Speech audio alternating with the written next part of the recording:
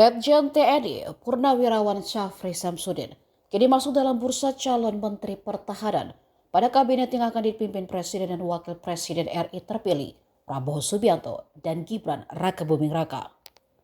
Saat ini dia dipercaya menduduki jabatan Asisten Khusus Menteri Pertahanan bidang manajemen pertahanan sejak tahun 2019.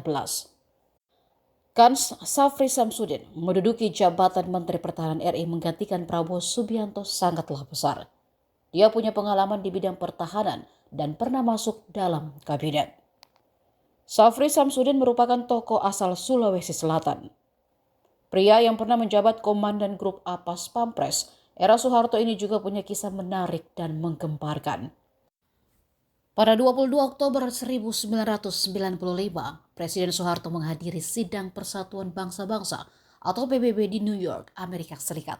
Saat itu, Soeharto juga menjabat sebagai Ketua Organisasi Kerjasama Islam yang memiliki pengaruh besar bagi negara-negara Timur Tengah.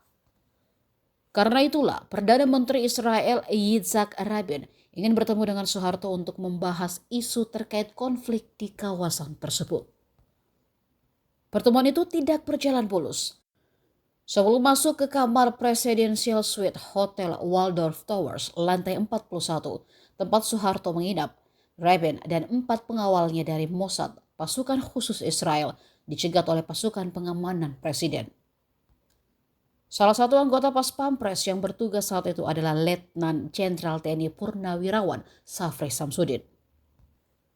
Syafri dan 2 rekannya mencegat Rabin dan pengawalnya karena mereka tidak mematuhi protokol keamanan yang telah ditetapkan. Apalagi saat itu Soeharto sedang menerima kunjungan Presiden Sri Lanka.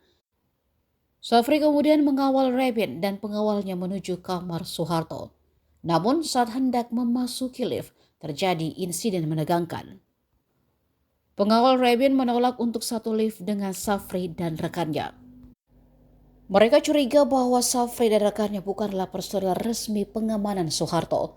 Padahal mereka sudah terdaftar dalam Protokol Perutusan Tetap Republik Indonesia (PBB). Syafri pun terlibat adu mulut dengan kepala pengawal Rabin yang ternyata adalah agen Mossad.